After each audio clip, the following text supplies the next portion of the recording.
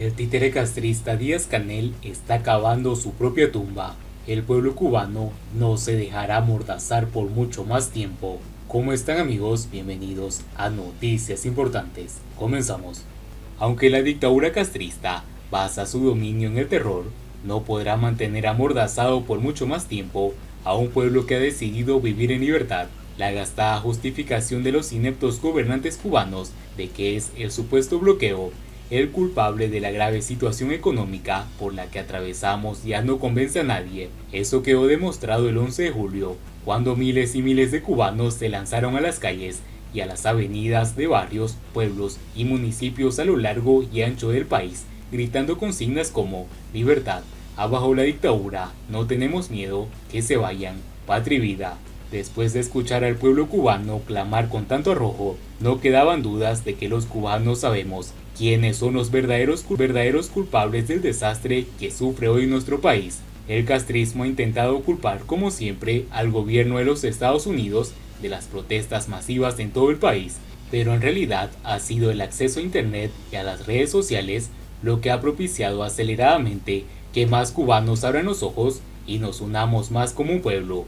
A través de la red de redes, hemos podido conocer lo que sucede en el mundo, así como en otros puntos de nuestro país, cómo piensa el cubano a pie, los abusos y atropellos que se cometen contra nosotros, las desigualdades sociales, la buena vida y las prebendas de la cúpula militar y sus familiares.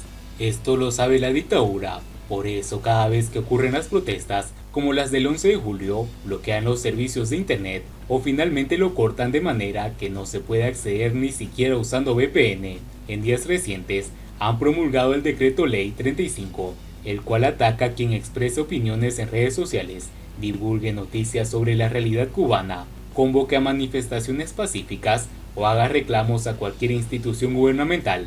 El objetivo de esta nueva ley mordaza no es otro que legalizar la represión en el ciberespacio. Ya el 14 de mayo, en el programa Hacemos Cuba, José Luis Reyes Blanco, jefe del Departamento de Procesos Penales de la Fiscalía de la República de Cuba, afirmó en su comparecencia que nuestra legislación permite juzgar en ausencia a las personas que subviertan el orden nacional, así como pedir su extradición, pues existe cooperación jurídica internacional para ello.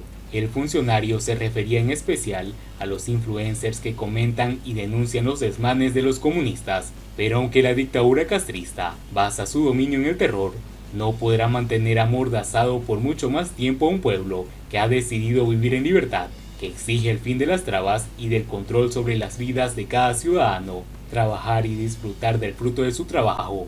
Los cubanos cada vez se arriesgan más por alcanzar el bienestar en la isla. Es que después de más de 60 años de prometer un mejor futuro, mientras el presidente es cada vez más incierto, crece el descontento por la escasez generalizada, sobre todo de alimentos y medicamentos, por la indolencia y la corrupción en todas las esferas de la sociedad y las mentiras e ineficiencia de un gobierno totalmente fracasado para presentar soluciones. Los cubanos necesitamos libertad, libertad para expresar nuestras opiniones, para eliminar la colectivización de los bienes y para que cada ciudadano pueda desarrollar sus iniciativas sin el absurdo y diabólico tutelaje gubernamental que tanto daño le ha hecho a nuestro país y a nuestra sociedad. Siguiendo con las noticias, Díaz-Canel está cavando su propia tumba. Díaz-Canel contribuye a cavar su propia tumba política cuando se desboca. Nunca tuvimos duda de la guinera. Cuando la guinera no se fía de Díaz-Canel, después de ese sainete grotesco, asumiendo que sus vecinos son tontos y desmemoriados y no les duele el asesinato de un joven nacido y criado dentro de su misma revolución. La reciente incursión del títere castrista Miguel Díaz-Canel en la guinera confirma la precariedad de su liderazgo, la improvisación y el desorden populista de su gobierno, que tras matar a un joven cubano, ahora pretende apaciguar el barrio con limosnas.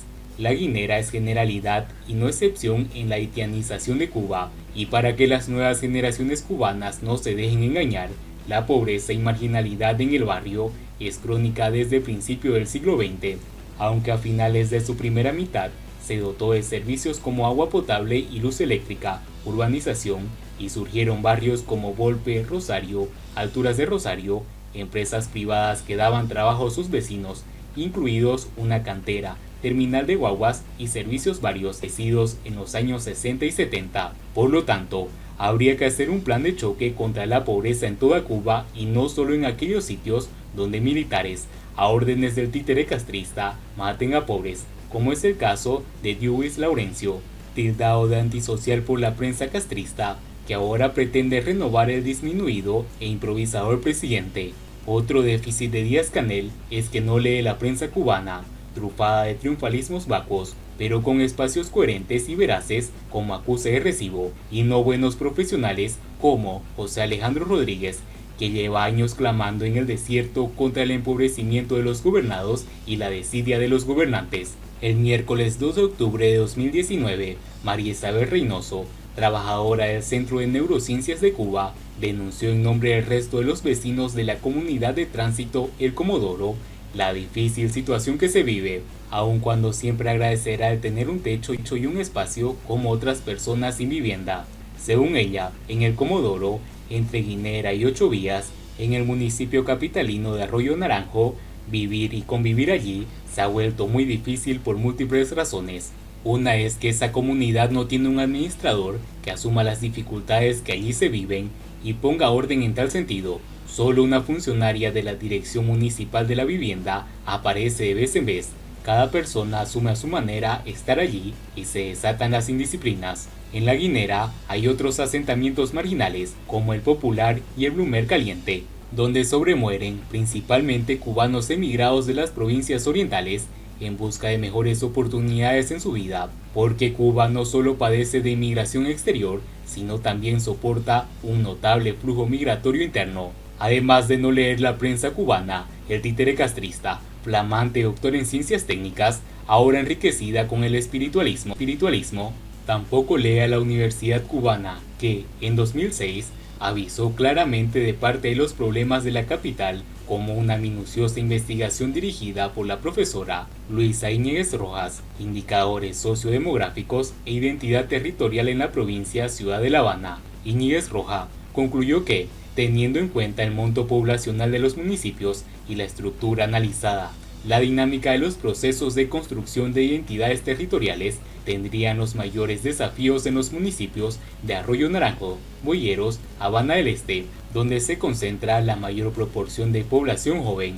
En los dos primeros se mantienen saldos migratorios internos de los más elevados de la provincia, mientras que Arroyo Naranjo tiene una cantidad de proporción de población nacida y residente en la provincia muy superior a Boyeros. En Cuba casi todo está estudiado y a disposición de quien tenga la voluntad de servir al pueblo, sin necesidad de ir saltando de mentira en mentira, mucho menos agredir a los desamparados con falsas imágenes de religiosidad popular de dudosa eficacia. La exacerbación de los orishas fue el plan del castrismo para contrarrestar a la Iglesia Católica y a España. La exacerbación de los orishas fue el plan del castrismo para contrarrestar a la Iglesia Católica y a España, pero su marginalidad contribuyó a la vulgarización y precariedad de Cuba, en ese afán perverso de convertir a los ciudadanos en haceres y a la isla en un tablero de IFA flotante. Contrario a la libertad, la producción alimentaria, la independencia económica, el plan de Orisha ha tenido un éxito arrollador y el Partido Comunista y el gobierno están abarrotados de haceres, como el presidente Díaz-Canel, que en La Guinera dio rienda suelta a su pasión caracolera, con vértigo de iniciado y agonía de muerto grande. Y bien amigos, así vamos terminando las noticias importantes de hoy. Espero que las noticias hayan sido de su agrado. Nos ayudarían mucho compartiendo las noticias y así poder informar a muchas más personas de la verdadera realidad en Cuba. Patria y vida mis hermanos, nos vemos en el siguiente.